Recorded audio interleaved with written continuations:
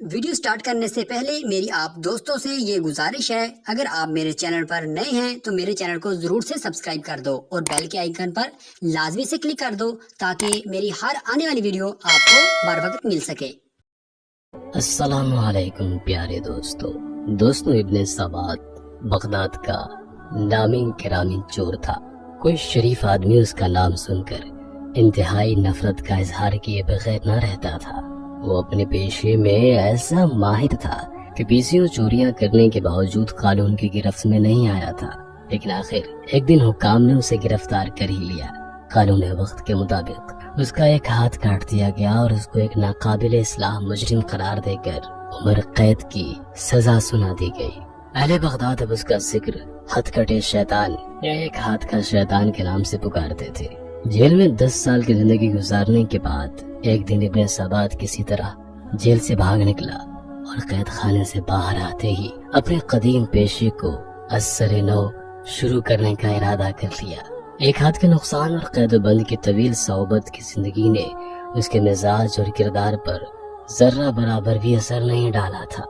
آزادی کی فضا میں سانس لیتے ہی چوری کی خواہش نے اسے بے تاب کر دیا تھا، اور رات کا اندھیرا پھیلتے ہی وہ اپنی مہم پر چل کھڑا ہوا۔ ادھر ادھر پھرتے 3 پہر رات گزر گئی، لیکن اس کو کسی مکان میں داخل ہونے کا موقع نہ مل سکا۔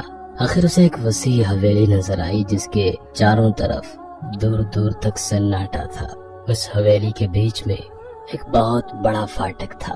ابن سبات فاٹک کے پاس پہنچ کر رک گیا اور سوچنے لگا کہ اندر جانے کے لیے کیا طریقہ اختیار کیا جائے۔ اسی سوچ و بچار میں اس کا ہاتھ پھاٹک پر جا پڑا۔ وہ دیکھ کر حیران رہ گیا کہ دروازہ اندر سے بند نہیں تھا۔ اس نے آہستگی سے دروازہ پیچھے کی طرف دھکیلا اور اندر داخل ہو گیا۔ ایک بہت بڑا گراؤنڈ تھا جس کے اندر چاروں طرف کمرے بنے ہوئے تھے اور بیچ میں ایک بڑا کمرہ تھا۔ ابن سبات اس بڑے کمرے کے دروازے کی طرف بڑھا۔ اسے یقین تھا کہ ایک بڑے امیر یا سوداگر کا مکان ہے۔ جو ہی اس نے دروازے کو ہاتھ لگایا، وہ بھی پھاٹک کی طرح فوراً کھل گیا۔ کمرے میں داخل ہو کر اس نے ادھر ادھر نظر دوڑائی، مگر اس کو قیمتی ساز و سامان بالکل نظر نہیں آیا۔ یا کوشے میں پشیمانہ کے موٹے کپڑے کے چند تھان بکھرے پڑے تھے۔ ابن سبات ایسے معمولی سامان کو دیکھ کر جھلا اٹھا اور مکان کے مالک کو بے تحاشا گالیاں دینے لگا کہ اس بیوقوف نے اتنے بڑے مکان میں کیا گھٹیا کپڑا اور سامان رکھا ہوا ہے۔ بہرحال مکان سے خالی ہاتھ جانا اسے منظور نہیں تھا۔ اس نے تھانوں کی گٹری بنائی اور اس کو باندھنے کی کوشش کرنے لگا، لیکن ہزار جتن کے باوجود ایک ہاتھ سے صوف کے موٹے کپڑے کو ایک گرہ نہ لگا سکا اور ہافتہ ہوا بیٹھ گیا۔ اسی وقت دروازہ کھلا اور ایک شخص ہاتھ میں چراغ لیے ہوئے کمرے میں داخل ہوا۔ خوف اور دہشت سے ابن سبات کے جسم پر لرزہ طاری ہو گیا۔ اس نے داخل ہونے والے آدمی کو دیکھا اور نور تھا۔ اس کی آنکھوں میں ایک ایسی چمک تھی جس سے کوئی دوسرا شخص متاثر ہوئے بغیر نہیں رہ سکتا تھا۔ اس نے کمرے میں داخل ہو کر چراغ ایک طرف رکھ دیا اور انتہائی میٹھے لہجے میں ابن سبات سے مخاطب ہو کر کہا، میرے بھائی، خدا تم پر رحم کرے۔ یہ کام روشنی اور کسی ساتھی کی مدد کے بغیر انجام نہیں پا سکتا۔ دیکھو، یہ چراغ روشن ہے اور تمہاری مدد کے لیے میں حاضر ہوں۔ اب ہم دونوں یہ کام اطمینان کے ساتھ کر لیں گے۔ ابن سبات حیرت سے اجنبی کے منہ کی طرف تک رہا تھا اور اس کی سمجھ میں نہیں آ رہا تھا کہ آخر یہ معاملہ کیا ہے۔ اتنے میں اجنبی نے تھانوں کو 2 حصوں میں بانٹ دیا اور پھر ان کی الگ الگ 2 گٹھیاں باندھ لی۔ پھر اچانک اسے خیال آیا اور اس نے اپنے سبات سے مخاطب ہو کر کہا، ارے میرے بھائی، معاف کرنا، مجھے خیال ہی نہیں رہا کہ ایسا تھکا دینے والا کام کر کے تمہیں بھوک بھی تو لگ گئی ہوگی۔ میں ابھی تمہارے لیے گرم گرم دودھ لاتا ہوں، اس سے پی کر تم تازہ دم ہو جاؤ گے۔ یہ کہہ کر اجنبی کمرے سے باہر نکل گیا اور ابن سبات حیرت کی دنیا میں کھوتا چلا گیا۔ یکایک اسے کوئی خیال آیا اور اس نے ماتھے پر ہاتھ مار کر کہا، ارے میں بھی کیسا بے وقوف ہوں، اتنا بھی نہیں سمجھ سکا۔ یہ کوئی میرا ہی ہم پیشہ ہے جو میری ہی طرح چوری کرنے کے لیے اس گھر میں آ پڑا ہے۔ اتفاق سے آج ہم دونوں اس مکان میں جمع ہو گئے ہیں۔ یہ گھر کا بھید ہی معلوم ہوتا ہے۔ اسے پتا تھا کہ آج مکان رہنے والوں سے خالی ہے، اس لیے وہ روشنی کا سامان لے کر آیا ہے۔ جب اس نے دیکھا کہ میں پہلے سے پہنچا ہوا ہوں تو اس سامان میں سے آدھے کا حقدار بننے کے لیے میرا ساتھ دینے کے لیے تیار ہو گیا ہے۔ وہ یہی سوچ رہا تھا کہ اجنبی ہاتھ میں دودھ کا پیالہ لیے ہوئے پھر کمرے میں داخل ہوا اور یہ کہہ کر پیالہ ابن سبات کے ہاتھ میں پکڑا دیا کہ اسے پی لو، یہ تمہاری بھوک اور تھکان کو دور کر دے گا۔ اور سچ میں ابن سبات کو کافی تیز بھوک لگی ہوئی تھی۔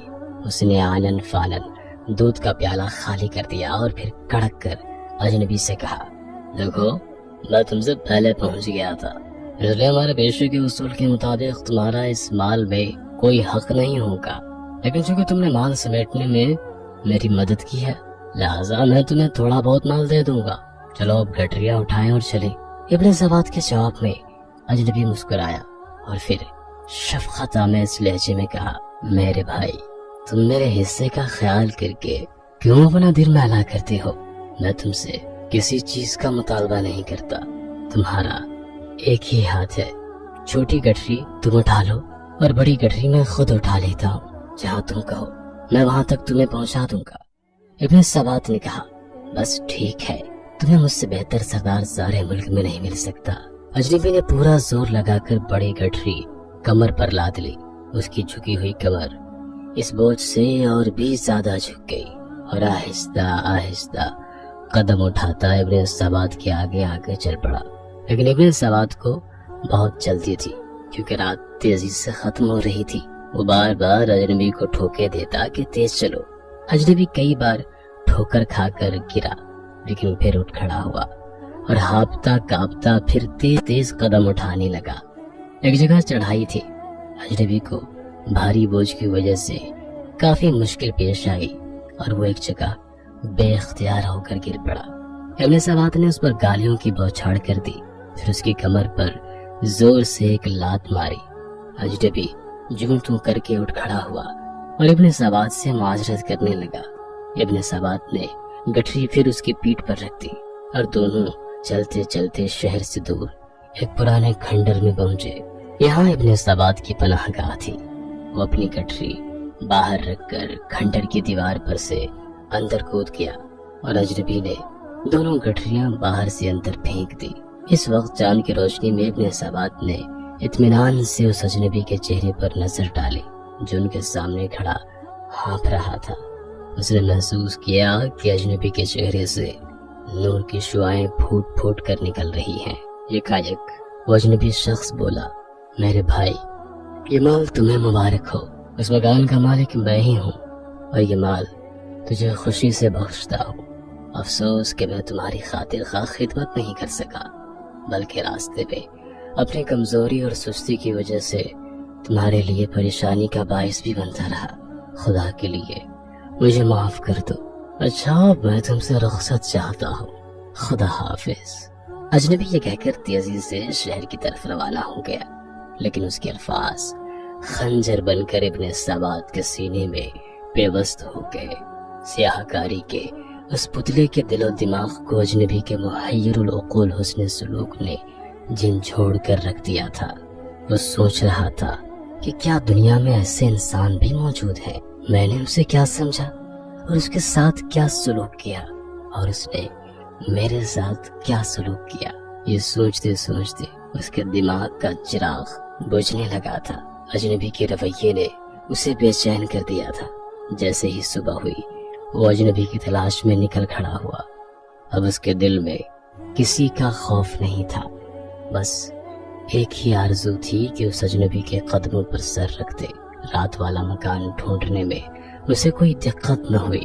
اس کے باہر کھڑے ہو کر ایک شخص سے اس نے پوچھا کہ یہ کس تاجر کا مکان ہے، تو اس شخص نے حیرت سے اس کی طرف دیکھا اور کہا، میں تم مسافر معلوم ہوتے ہو، یہاں کسی تاجر کا کیا کام؟ یہ تو شیخ جنید بغدادی رحمۃ اللہ علیہ کی قیام گاہ ہے۔ ابن سبات نے یہ نام سن رکھا تھا، لیکن شیخ رحمۃ اللہ علیہ کی صورت سے آج تک آشنا نہیں تھا۔ پھاٹک سے اندر داخل ہوا اور دیکھا کہ سامنے والے بڑے کمرے کا دروازہ کھلا ہے اور چٹائی پر تکیا سے سہارا لگائے وہی رات والا اجنبی بیٹھا ہوا ہے اور اس کے سامنے کچھ لوگ ادب سے بیٹھے ہوئے ہیں۔ ابن ثبات ٹھٹک کر وہیں کھڑا ہو گیا۔ اتنے میں مسجد سے اذان کی آواز آئی، لوگ اٹھ کھڑے ہوئے۔ جب وہ سب چلے گئے تو شیخ رحمت اللہ علیہ بھی اٹھے۔ جو ہی انہوں نے دروازے کے باہر قدم رکھا، ابن ثبات روتا ہوا ان کے قدموں پر گر پڑا اور اس کی آنکھوں سے کچھ آنسو گرے جنہوں نے اس کے دل کی ساری سیاہی دھو ڈالی تھی۔ شیخ نے نہایت محبت اور شفقت سے اس کو زمین سے اٹھایا اور گلے لگا لیا۔ ابن ثبات کے دل کی دنیا ہی بدل چکی تھی۔ دوسروں نے جو راہ برسوں میں نہیں طے کی تھی، وہ ابن ثبات نے چند لمحوں میں طے کر لی تھی۔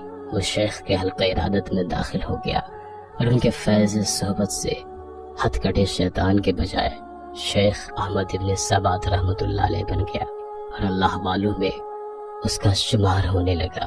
جس شخص کو 40 سال تک دنیا کی ہولناک سزائیں نہ بدل سکی، اس کو ایک مرد خدا کے حسن اخلاق نے چند ہی لمحوں میں اللہ والوں کی صف میں شامل کر دیا تھا۔ بے شک اللہ والوں کی شان بہت اعلیٰ ہوتی ہے۔